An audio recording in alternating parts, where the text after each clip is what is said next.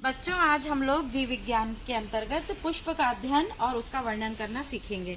हमारे सामने ये जो पौधा है ये पिटूनिया का है, जिसका नाम है पिटूनिया निक्टीजेनिफोलिया। अब इस पिटूनिया का जब हम इसको साइंटिफिक ढंग से क्लासिफिकेशन करते हैं तो हमारा जो है इसका पिटूनिया का क्लासिफिकेशन बनता है। यह चूंकि किंगडम प्लांटी के अंतर्गत आएगा, प्लांट है।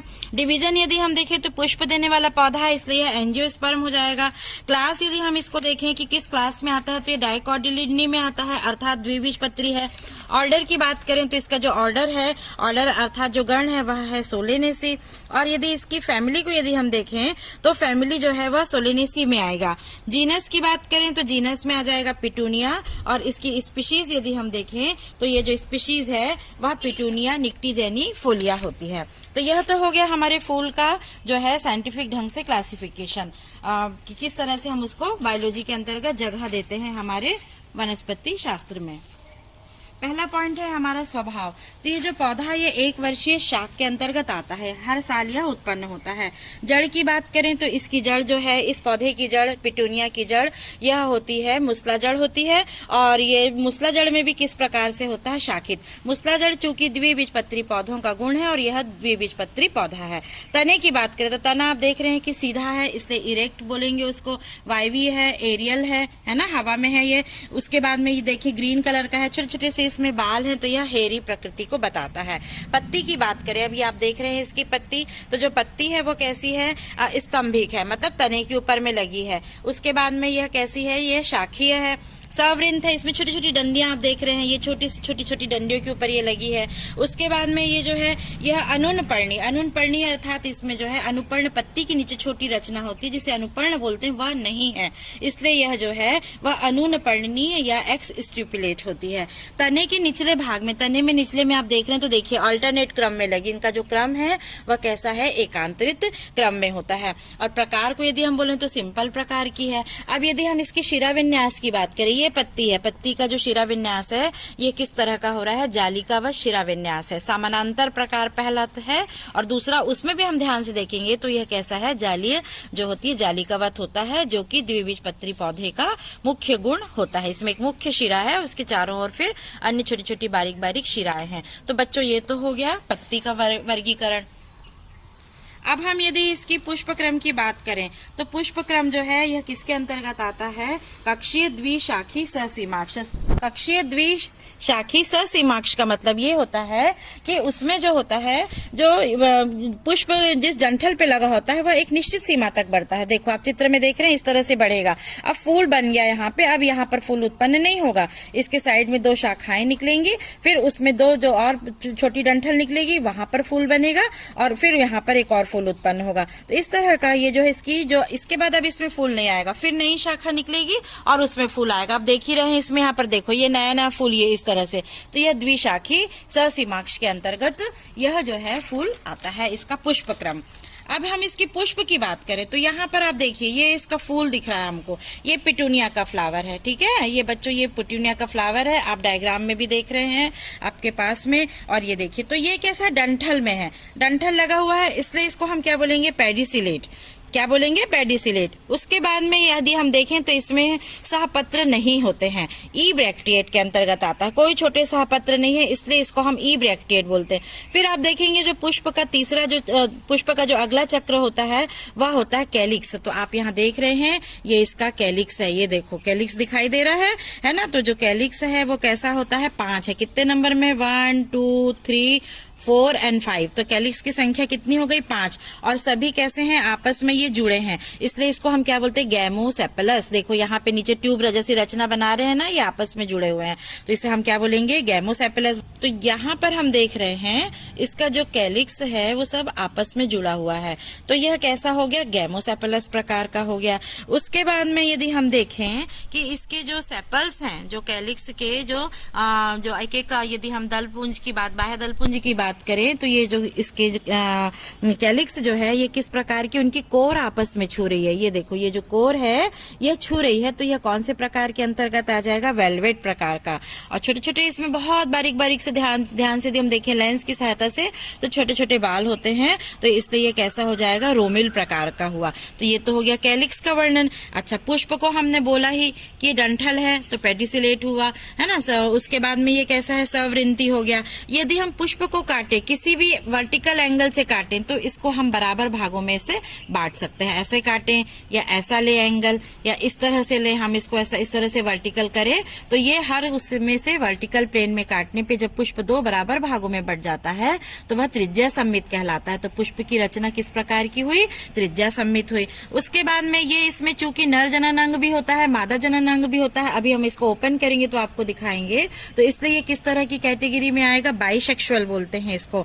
और पूरे चक्र इसमें मौजूद होते हैं, कैलिक्स हो गया, कोरोला हो गया, एंड्रोशियम हो गया, गाइनोशियम इसमें मौजूद होता है, तो इसलिए इसको हम चक्रीय बोलते हैं। ठीक है, तो इसका जो फ्लावर है वो चक्रीय है और किस तरह की प्रकृति रखता है, हाइपोगाइनस। हाइपोगाइनस में क्या होती है, ओवरी सुपीरियर होती है, ऊपर होती है, और बाकी अंग जो होते हैं वह नीचे होते हैं। तो ठीक है बच्चों, तो ये अपन ने पहले बाह्य दल के बारे में भी पढ़ लिया। अब यदि हम दलपुंज की बात करें, दलपुंज की बात करें या कोरोला की बात करें, तो आप देख रहे हैं इसमें कितने दल दिखाई दे रहे हैं हमको, 5, 1 2 3 4 एंड 5। अब अगला भाग आता है हमारा दलपुंज। तो दलपुंज की संख्या में यदि देखें तो दलों की संख्या, दलपुंज हम सामूहिक रूप से बोलते हैं, लेकिन जब सिंगल बोलेंगे तो उसे हम क्या बोलेंगे, दल बोलेंगे। तो कितने दल दिख रहे हैं, 5, 1 2 3 4 एंड 5, और पांचों दल आपस में क्या है, जुड़े हुए हैं। तो ये किस तरह की प्रकृति हुई, गैमोपेटलस प्रकृति हुई दलपुंज की। ठीक है, उसके बाद में इनको यदि हम देखें तो इनके जो दल हैं सब आपस में उनके किनारे एक दूसरे को छू रहे हैं। तो इसका भी जो विन्यास है वो कोरस्पर्शी विन्यास है। और अलग अलग फूलों में ये जो दलपुंज हैं, इसके जो दल हैं उनके रंग अलग अलग दिखाई देते हैं। कभी सफेद हो सकता है, गुलाबी हो सकता है फूल, आपका जो हो सकता है पिंक हो सकता है, वायलेट हो सकता है, इत्यादि कलर की हो सकते हैं। अब हम अगले सेगमेंट की ओर, अगले चक्र की ओर आते हैं। तो इस तरह से बच्चों हमारे को प्रयोग जब हम करते हैं तो हमारे पास में एक निडिल की आवश्यकता होती है और हमें चाहिए होता है एक फॉरसेप चाहिए होता है। ये देखो इस तरह से जो है ये फॉरसेप की आवश्यकता होती है, ब्लेड चाहिए होता है, माइक्रोस्कोप चाहिए होता है। तो अब हम इसकी सहायता से इसको देखो हम अलग करते हैं और इसका एंड्रोशियम वाला पार्ट देखते हैं। तो एंड्रोशियम को यदि हम देखते हैं तो इसमें देखते हैं हम ध्यान से। अब हम इसके पुमंग की बात करें या एंड्रोशियम की बात करें तो उसका वर्णन हम कैसे करेंगे। तो आप देख रहे हैं यहाँ पर, ये देखिए ये सब इसके जो है पुमंग के भाग हैं जिसे हम स्टैमेन बोलते हैं। तो कितने स्टैमेन है, कितने पुंकेसर है, 5, 1 2 3 4 एंड 5। तो स्टैमेन या पुंकेसर की संख्या कितनी हुई, 5। और सभी स्टैमेन एक दूसरे से अलग अलग है। देखिए ये सब अलग अलग है, इसलिए इसको हम क्या बोलेंगे, पृथक पुंकेसरी, पॉलीएंड्रस। उसके बाद में ये दल से चिपके होते हैं, दलों के साथ में ये लगे होते हैं, इसलिए इसको बोलते हैं दल लग्न, दल के साथ जुड़ा होता है। उसके बाद में जो इसके फिलामेंट होते हैं, ये देखिए ये पूतंतु है। हम देख जब पुंकेसर के बारे में पढ़ते हैं तो जो डंठल होती है वो पूतंतु कहलाता है, और ये ऊपर में क्या है, परागकोश है ना। ये जो है आपका एंथर है, एंथर, ये फिलामेंट है। तो इसके जो फिलामेंट्स है सबकी लंबाई अलग अलग, देखिए ये ज्यादा लंबा है, ये छोटा है, फिर ये और छोटा है, फिर ये बड़ा है। तो इसके जो फिलामेंट की प्रकृति वो कैसी है, असमान है, तो हम इसको बोलेंगे असमान की। उसके बाद में ये देखिए ये एंथर है, ऊपर में ये परागकोश है या एंथर है, और यह एंथर कैसा है, आधार लग्न कहलाता है। अब इस एंथर को यदि हम माइक्रोस्कोप के नीचे रख के देखेंगे तो इस एंथर के या परागकोश के 2 भाग हमको दिखाई देते हैं। ध्यान से देखेंगे तो यह 2 कोष्ठों का, 2 चैम्बर्स का बना होता है, इसलिए इसको हम क्या बोलेंगे, द्विशाखित, डायथीसियस बोलते हैं। और उसके बाद में ये अंदर होते हैं, इसलिए इसको हम क्या बोलेंगे, अंतर्मुखी। फूल के अंदर होते हैं, हमको दिखते नहीं है, तो इसे हम क्या बोलेंगे, अंतर्मुखी या अंदर लगे रहने वाले स्टामिन या एंड्रोशियम बोलेंगे। अब हमारा जो पुष्प का मादा जनन अंग है वह कहलाता है जायांग। जायांग जैसा कि हम लोग जानते हैं कि जायांग के 3 भाग होते हैं, है ना। वर्तिकाग्र सबसे टॉप मोस्ट में होती है, वर्तिकाग्र, वर्तिका से लंबी डंठल निकली होती है जिसे बोलते हैं वर्तिका या स्टाइल बोलते हैं। और सबसे नीचे होता है मादा जनन अंग का भाग जिसे हम क्या कहते हैं, ओवरी बोलते हैं। तो यहाँ पर हम देख लेते हैं हमारे पिटूनिया में किस तरह से है इसमें मादा जनन अंग की रचना, उसको हम देखते हैं ध्यान से। यहाँ का मादा जननांग दिखाई दे रहा है, जिसके ऊपर में है वर्तिकाग्र, ये है वर्तिका और नीचे में है ओवरी, है ना। तो ये हमारा मादा जननांग हुआ। अब हम इसकी देखें जायांग के बारे में यदि वर्णन करते हैं, इसको यदि हम कट करेंगे नीचे ओवरी को और खोलेंगे तो हमको इसमें 2 अंडप दिखाई देते हैं। तो यह किस तरह की कैटेगरी में आएगा? द्विअंडपी। और इसके अंडप आपस में जुड़े रहते हैं तो इसे हम बोलते हैं संयुक्तांडपी, ठीक है। और अंडप अंदर में क्या होते हैं? 2 चेम्बर होते हैं ओवरी के अंदर, इसलिए ये आता है द्विकोष्ठीय। उसके बाद में ये किस तरह की ओवरी होती है? सुपीरियर, टॉप में होती है, ऊपर में होती है, इसके नीचे से सारे अंग लगे होते हैं, इसलिए ओवरी का प्रकार क्या हो गया? सुपीरियर हो गया। और इसके अंदर में यदि हम बीजांड के लगने का क्रम देखें तो वह किस तरह का होता है? अक्षीय बीजांडान्यास। अक्षीय बीजांडान्यास में क्या होता है कि जो उसके जो बीजांड होते हैं उनके किनारे फूल जाते हैं और ऊपर में लग करके वो एक आसन बना लेते हैं। मतलब बीजांड के जो लगने का क्रम होता है वह ऊपर में क्या होता है? साइड्स फूलते हैं और बीच में प्लेसेंटा बन जाता है, बीजांडान्यास बन जाता है और वह क्या हो जाता है? वहां पर बीजांड लगे होते हैं। तो ये जो प्रकार है यह अक्षीय एक्साइल प्रकार कहलाता है। अब यदि इसकी हम वर्तिका देखें तो वर्तिका ये लंबी दिखाई दे रही है, वर्तिका या स्टाइल है, और ऊपर में क्या है? इसकी स्टिग्मा है, ये वर्तिकाग्र हमको दिख रहा है। वर्तिकाग्र कैसा होता है? यह जो है ये कैपिटेट प्रकार का होता है और चिपचिपा होता है ना। तो ये हमने इसका पुष्प का जो है यह मादा जननांग देखा। फल की बात करें तो फल इसकी जो कैटेगरी है वो किसके अंतर्गत आती है? संपुट प्रकार, कैप्सूल प्रकार का जो होता है इसमें फल होता है। तो बच्चों ये तो फूल के विभिन्न भागों का वर्णन हुआ। एक बार हम इसको चित्र में भी देख लेते हैं। हमारे पास जो इसका डायग्राम है बच्चों देखो, ये पिटूनिया का फूल देने वाली जो शाखा है इसे हम फ्लावरिंग ट्विग बोलते हैं। यहाँ देखो ये इसकी हम पत्ती देख रहे हैं, फिर ऊपर में हम देखते हैं तो यहाँ पे ये इसका फूल लगा हुआ है, फल लगा हुआ है, फिर ये इस तरह से पिटूनिया का हमारा फ्लावर होता है। और ये जो है कली है अभी जो आगे चल के फूल में परिवर्तित होगी। यदि हम इसके फूल का लंबवत काट लेते हैं, एलएस ऑफ फ्लावर लेते हैं, तो इस तरह का कुछ हमको दिखाई देता है। तो ये देखो पुष्प की जो डंठल है उसे हम बोलते हैं पेडिसल। पुष्प जिस आसन पे लगा होता है पुष्पासन, ये कहलाता है थैलेमस, है ना। अब नीचे में यहाँ पर इसी के वाले भाग में ओवरी या अंडाशय होती है, यह है उसका बाह्य दलपुंज का एक भाग जिसे हम सेपल बोलते हैं।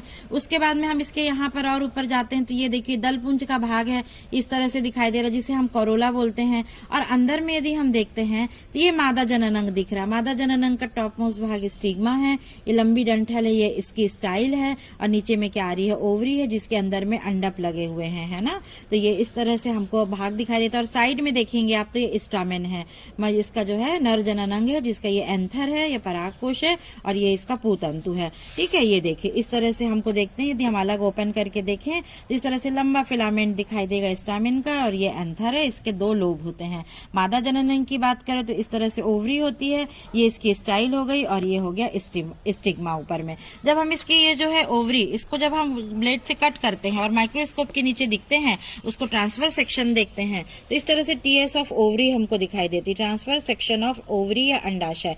इस अंडाशय में देखो ये इस तरह से ओव्यूल लगे होते हैं।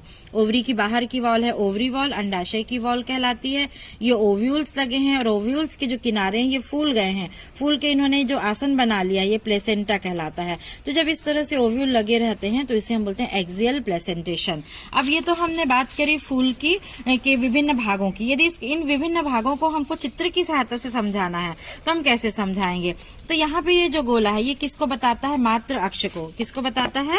मात्र अक्ष को बताता है, मदर एक्सिस को बताता है। 5 हमारे पास क्या है? कैलिक्स हैं, तो ये देखिए 5 कैलिक्स दिख रहे हैं, बाह्य दल, है ना। अब ये आपस में जुड़े हैं इसलिए हमने इनको ऐसे ज्वाइंट कर दिया। फिर दलपुंज को देखें तो दलपुंज के अंतर्गत कितने दिखाई दे रहे हैं? 5 दिखा, तो 1 2 3 4 5, ये भी आपस में सब जुड़े हैं तो इसको ज्वाइन कर दिया। इसके साथ हमने अंदर में क्या लगाया? एंथर। एंथर कितने हैं? 5 है, तो 5 है और ये दलों से जुड़े हैं, है ना। तो इस तरह से हमने एंथर बता दिया। प्रत्येक एंथर में आप देख रहे हैं तो ये 1 और ये 2 लोब है, और सेंटर में क्या आ गई? हमारी ओवरी है जो कि द्विअंडपी ओवरी है, ठीक है। तो इस तरह से हमारा जो है ये बच्चे जब हम फ्लोरल डायग्राम बनाते हैं तो वो इस तरह से हमारा फ्लोरल डायग्राम जो है वह तैयार होता है। अब इसका यदि हम क्या करें, इसका वो बना लें, यदि हम इसका फ्लोरल डायग्राम बनाने के साथ साथ यदि हम इसका फ्लोरल फॉर्मूला लिखें तो वो किस तरह से लिखेंगे उसको मैं बताती हूँ आपको। अब हम पिटूनिया का फ्लोरल फॉर्मूला देखेंगे किस तरह से होता है। चूंकि हमारा फूल कैसा है? एक्टिनोमार्फिक है, तो उसके लिए इस तरह का साइन आ जाएगा, एक्टिनोमार्फिक। दूसरा हमारा क्या है? ये द्विलिंगी है, बायसेक्सुअल है, तो ये बायसेक्सुअल का साइन आ जाएगा। उसके बाद में हम अगला आते हैं कैलिक्स। कैलिक्स कितने हैं? इसमें 5 है, पांचों कैसे हैं आपस में जुड़े हैं, तो K5 और यहाँ पे हम इसको ब्रैकेट में कर लेंगे।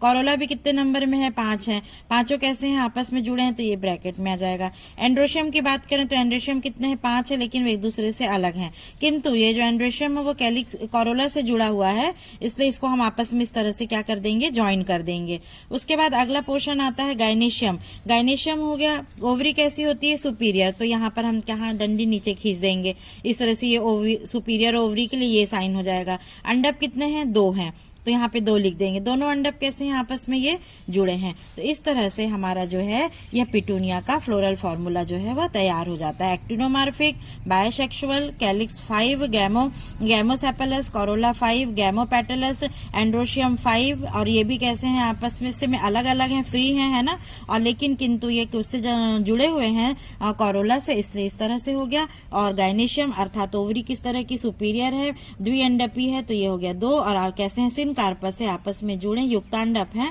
तो इसको हम इस तरह से ज्वाइन करके बनाएंगे। तो इस तरह से बच्चों हमारा ये पहला प्रयोग जो है वह पुष्प का वर्णन करना है ना, उसका अध्ययन करना और वर्णन करना है।